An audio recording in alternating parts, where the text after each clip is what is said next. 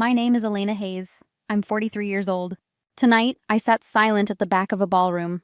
It was my brother Daniel's wedding, the perfect family stage. Dad stood proudly, microphone in hand, ready to boast again. Crystal chandeliers glowed, champagne clinked, guests leaned closer, smiling wide. But every word felt sharp, carved straight into my chest. And my boy Daniel, Dad boomed. Makes 6 figures, corner office, car. Everything I ever dreamed of for my children. Applause erupted. Then his eyes found me. His tone dropped, condescending, familiar. My daughter Elena tried college, didn't work out. He smirked. She works some government job, security work maybe. Nothing important. Polite laughter rippled, sharp enough to slice bone deep inside me. 3 days ago, I led the largest DEA cartel takedown ever. But here, in this room, I was still Elena the failure. Mini Hook. He called me a glorified security guard before 300 guests. That night, I decided he'd finally learn exactly who I was. 3 days earlier, I was in Bogota, Colombia, not here. 18 months undercover, coordinating Operation Silent Thunder for the DEA. We infiltrated safe houses, tracked shipments, broke encrypted communications wide open. I lived and breathed cartel names, maps, and endless surveillance reports. Director Martinez pulled me aside after the last arrest was done. Elena, take the weekend. Go to your brother's wedding. That's an order. So here I was, back home, sitting quietly in my black dress, watching Dad spin his usual stories about Daniel's promotions and corner office. He worked the crowd like a salesman, bragging with easy charm. But when he mentioned me, his words shrank small and dismissive. That old burn lit in my chest again, familiar and cruel. The same sting I'd carried since childhood, when Daniel was the smart one. The same burn from graduation when Dad praised his football scholarship, while my acceptance to Georgetown barely earned a distracted "that's nice, honey." For decades, my military service was dismissed as playing soldier, not serious. My federal career reduced to some desk job in Washington, nothing important. Mini Hook. What Dad didn't know was that news crews already had my face. Special Agent Elena Hayes, the DEA officer who shattered an untouchable cartel. The applause in the ballroom had faded, but inside me the echo of dismissal grew louder. For years I had accepted the role of the quiet daughter, the invisible sister, the one expected to smile politely and never contradict. Family gatherings were always the same script. Daniel's achievements front and center, mine ignored or twisted. When I brought home medals, Dad said, they give those out to anyone who signs up. When I missed birthdays because of operations overseas, Mom told relatives I was busy with office work. I had dismantled smuggling rings, intercepted ton-loads of cocaine. But in my parents' living room, I was still Becca the dropout. The strangest part? I kept giving them chances, hoping one day they would ask who I truly was. Every phone call I answered in the dead of night. Every mission briefing in some windowless secure facility. I imagined a world where my family was proud, but they never asked. Not once in 24 years. Colleagues celebrated me with plaques and promotions, while my parents pitied me for not marrying young. I flew across continents chasing cartel leaders, but back home I was accused of being too serious. I bled for this country in silence. Yet at Thanksgiving dinner, my brother got louder cheers for a promotion. This double life weighed heavier than body armor. In the DEA, I was decisive, trusted, feared by enemies. At home, I was still introduced as the family disappointment. There were nights I lay awake in safe houses, wondering why I craved their approval more than medals. Sometimes Mom would call only when she needed money, as if my worth could be measured in quiet deposits, instead of the years I spent dismantling empires of crime. And still I sent the checks. Told myself that maybe gratitude would follow someday. But maybe that was the cruelest truth. No amount of sacrifice could rewrite the narrative they preferred. Still I endured, patient, carrying my story like contraband, hidden until the moment came to unload it all.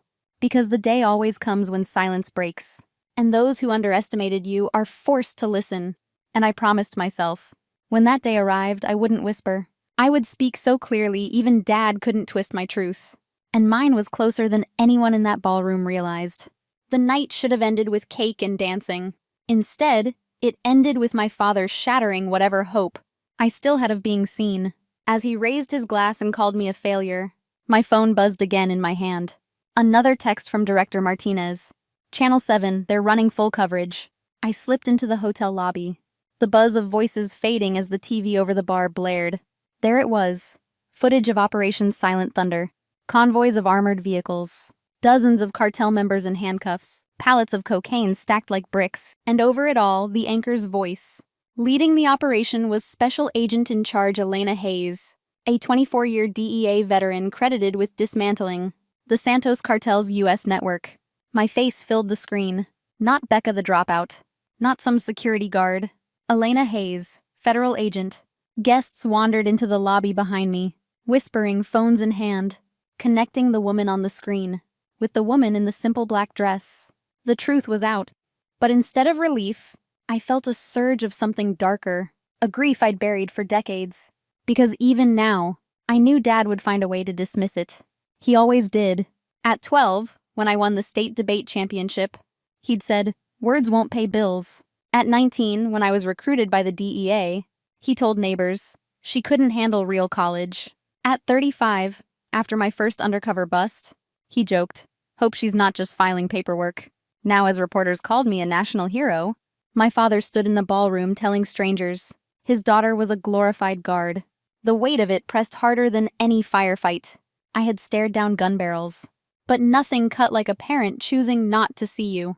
I leaned against the cold marble pillar, my hands trembling. Every memory of dismissal, every careless laugh at my expense, every time I swallowed anger to keep peace, they crashed over me at once. I thought of Daniel at the head table, smiling, basking in praise he hadn't earned, while I bled in jungles and safe houses, with no one clapping for me. This wasn't just a toast gone wrong.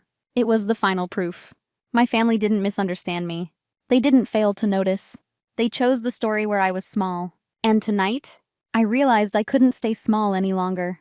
I straightened, wiping my eyes. My reflection in the glass door clear and steady. The double life was ending. And when I walked back into that ballroom, I knew exactly what I was about to do. The ballroom was hushed when I returned. Dad still stood at the head table, champagne glass trembling in his hand, his speech derailed by whispers and glowing phone screens. "Dad," I said, loud enough for the microphone to catch. 300 faces turned toward me. "You've made a mistake." He forced a smile. "Rebecca, honey." "Elena," I cut in. My voice was steady, sharper than I'd ever dared to be. "I left Georgetown not because I failed, but because the DEA recruited me.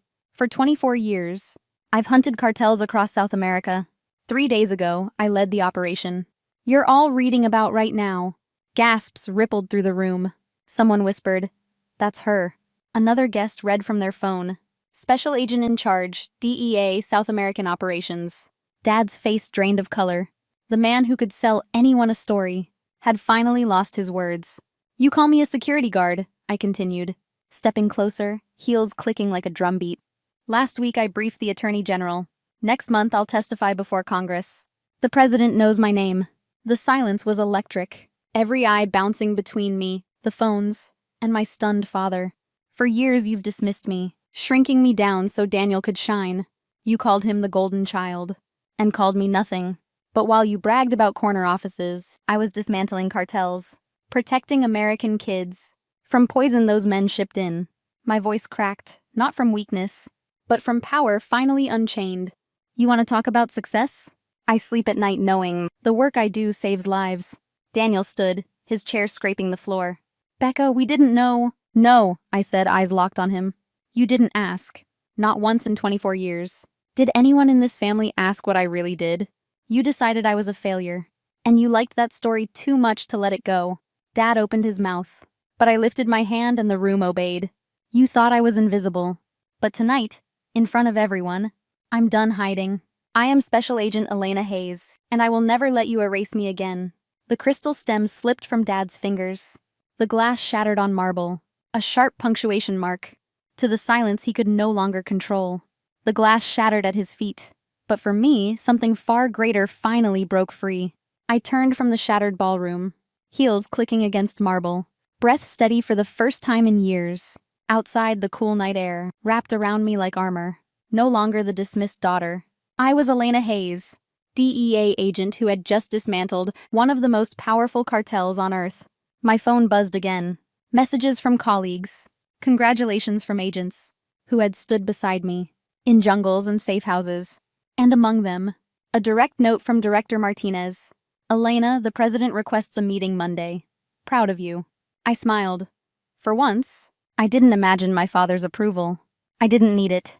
The days that followed were filled with headlines, praise from strangers, and quiet respect from those who mattered. But the truest victory wasn't the applause of the world. It was the silence inside me. The end of that old, aching question. Am I enough? Weeks later, when my father finally called, his voice carried no bravado, only humility. Elena, we were wrong. I listened, but I no longer ached for it. His recognition wasn't my foundation anymore. I had already built one, from years of sacrifice, courage, and relentless work. So I answered gently, I know, Dad. Take care of yourself.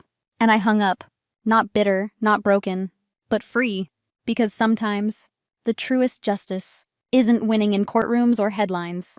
It's walking away with your head high, knowing you defined yourself when others tried to erase you. And if you've ever been underestimated, dismissed, or called less than, let this be your reminder. You are more powerful than their story. The only story that matters is the one you choose to tell. Before you go, tell me, have you ever been underestimated by your own family? Share your story in the comments. And don't forget to subscribe for more true stories that prove your voice, your truth, and your strength always matter.